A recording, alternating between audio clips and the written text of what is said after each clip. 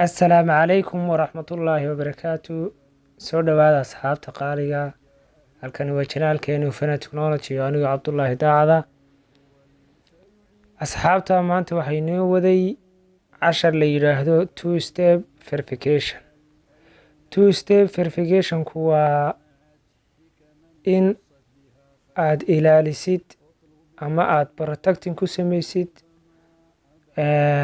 dhammaan baraha bulshada. marka maanta waxaan ku sameeynaa WhatsApp-ka oo dad badan ay yiraahdaan WhatsApp-kii waa naga jabsaday.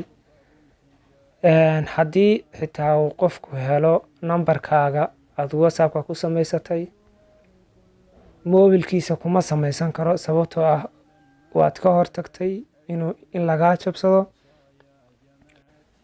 haddaba si aad uga hortagtid in lagaa jabsado WhatsApp-kaaga, xogtaada oo dhan lala wareego, asxaabta qaaliga ila socda kabacdina ku wada sameysta. habkani waa hab aad iyo aad idin anfacaya. haddaba waxaan iga codsan lahayn inaad channelka sii subscribe gareysaan, kunka ugu horeeya na gaarsiisaan, siina faafisaan.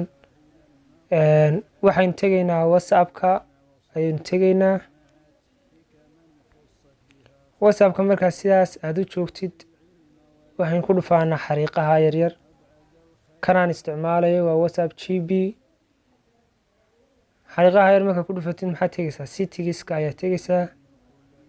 settings-kaas markaad sidaa ugu dhufatid waxaad kasii dooranaysaa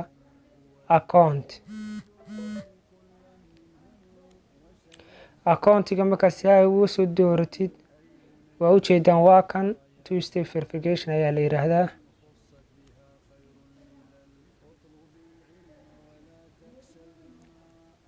two step verification waa feature kan weeyaan, kaas ayaad isticmaaleysaan. kabacdi markaad sidaa ugu sii dhufatid iminka kuma enable gareysna oo wax kumaad xidhan. kabacdi waxaad taabanaysaa enable. waxaad gelinaysaa maxay biinkaaga ama biinkaad doonaysid ayaad gelinaysaa. tusaale ahaan lambaro ayaan doonaya inaan geliyo, haddana waad ku celinaysaa.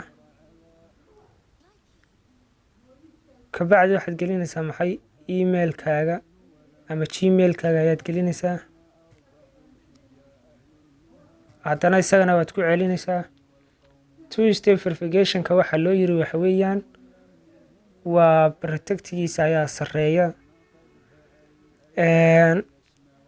kabacdi dhan ayaa dhahaysaa. iminka waa ku enable gareysan yahay. haddii aad doonaysid inaad mar dambe aad iska bedeshid passwordkan aad gashatay ayaa tusaale ahaan lagaa ogaaday, waxaad doonaysaa inaad iska bedeshid, halkan ayaad ku dhufanaysaa pin change.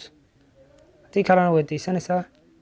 emailka xitaa haddaad doonaysid inaad bedeshid aad gashatay ama gmailka aad gashatay, halkan ayaa isagana ka bedeleysaa. haddii lays yiraahdo sameyso ama mobile kale ku sameysta WhatsApp-kaaga, waxa uu kugu soo dirayaa numberkan aad ku sameysatay. tusaale ahaan kan ah